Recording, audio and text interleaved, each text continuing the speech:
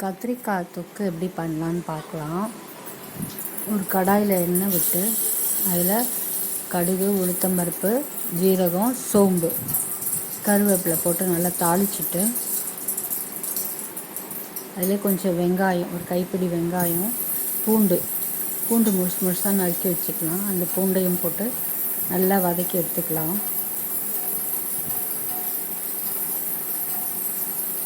நல்லா வதக்கிட்டு அதிலே கொஞ்சம் பழுத்த தக்காளி பழம் 2 போட்டுக்கலாம்.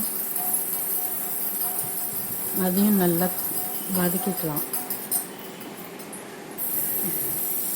தக்காளி பழம் வதங்கணுன்றதுக்காக அந்த தொக்குக்கு தேவையான உப்பை அதிலே ஆட் பண்ணிடலாம்.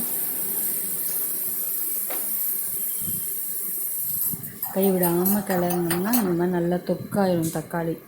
அதுக்கப்புறம் தண்ணியில் நறுக்கி வச்ச கத்திரிக்காய் எப்போவுமே நல்லா நறுக்கி தண்ணியில் போட்டு வச்சிடணும்.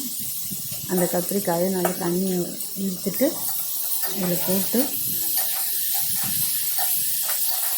நல்லா கைவிடாமல் நல்லா அந்த கத்திரிக்காய் சுருண்டு வர அளவுக்கு நல்லா எண்ணெயிலே ரொம்ப நேரம் அதை நல்லா சுருள விடணும்.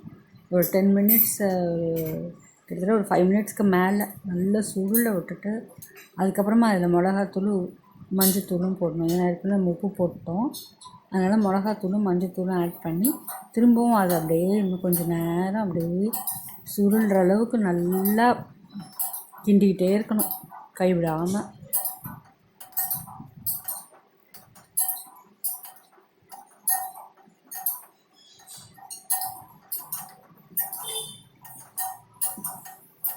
அப்புறமா கொஞ்சமாக தண்ணி தெளித்து,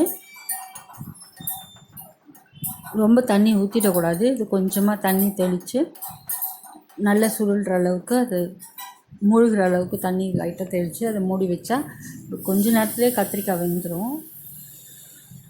இந்த தொக்கு வந்து ரொம்ப டேஸ்ட்டாக இருக்கும். ரசத்துக்கு ரொம்ப நல்ல காம்பினேஷன் இது.